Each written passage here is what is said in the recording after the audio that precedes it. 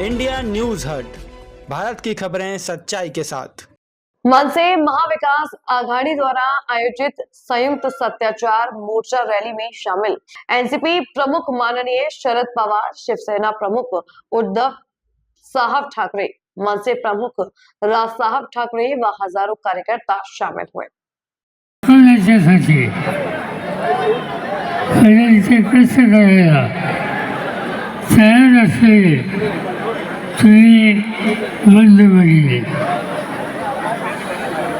असा हा मोर्चा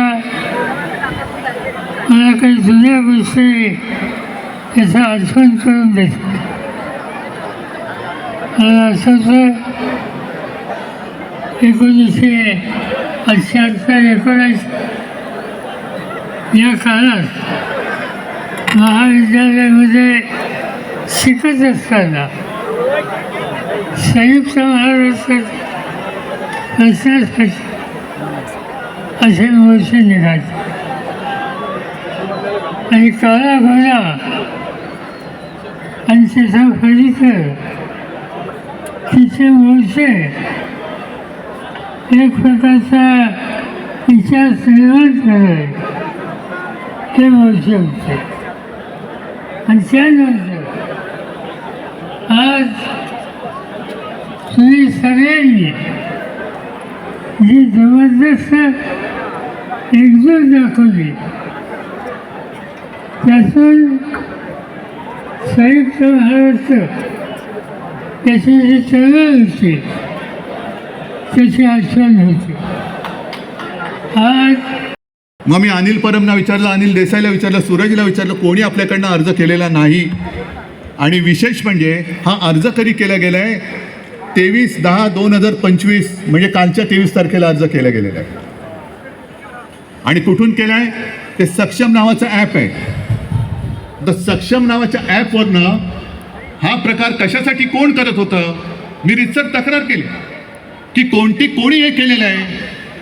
याचा अर्थ असा की माझ्या नावाने खोट्या नंबरवरून OTP काढण्याचा प्रयत्न झाला आहे.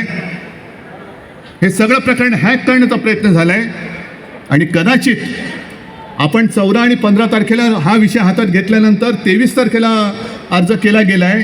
म्हणजे माझ्या सकट माझ्या कुटुंबातील 4 जणांची नावं मतदार यादीतून बाद करण्याचा प्रयत्न केला गेला आहे का हे आता आपल्याला शोधलं पाहिजे. कारण नक्की काहीतरी याच्यात डाव आहे. आज इतके वर्ष मी मतदान करतोय, पूर्ण कुटुंब मतदान करतोय. अरे एका पक्षाचा प्रमुख म्हणून मी निवडणुकीचा प्रचार करतो आहे. साऱ्या गोष्टी आम्हाला नाही कळत.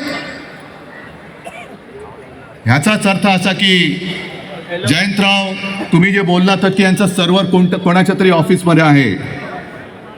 आपल्या विजय वडेट्टीवारांनी एकाचं तर नावच घेतलं होतं की ही पक्षाची लोक, ही पूर्ण यंत्रणा ॲप सकट सगळे सर्व्हर हे यांच्या हातामध्ये आहे. कोणाची नावं टाकायची, कोणाची नावं काढायची, कोणी किती वेळा मतदान करायचं. आमचं म्हणणं असं अजिबात नाही की आम्ही निवडणुका होऊच देणार नाही. आम्हाला निवडणुका पाहिजेत. आम्ही सुद्धा यांना एकदा लोकशाहीच्या मार्गाने ठोकायला आसुसलेले आहोतच.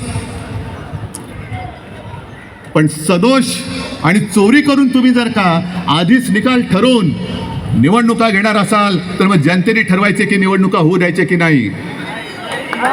आम्ही नेतृत्व करतो. कोणासाठी करतो? जनतेसाठी करतो आहोत. आमच्यातले सगळे पक्षभेद मतभेद बाजूला ठेवून आम्ही या देशातली लोकशाही जिवंत ठेवण्यासाठी एकत्र आलेलो आहोत. हे केवळ मला काहीतरी व्हायचं आहे, यांना काहीतरी व्हायचं आहे एवढ्यासाठी नाही, तर या देशामध्ये आपल्या डोळ्यात देखत लोकशाहीचा खून होतो आहे. आणि खून करणारे आपल्या समोर दिमाखात त्या खुर्चीवर बसलेत आणि त्याच्या चरणी घालील लोटांगण आम्हाला आमच्या आईवडिलांनी शिकवलेलं नाही. एवढी लाचारी करणारं अवलाद या महाराष्ट्राने कधी बघितलेलं नाही.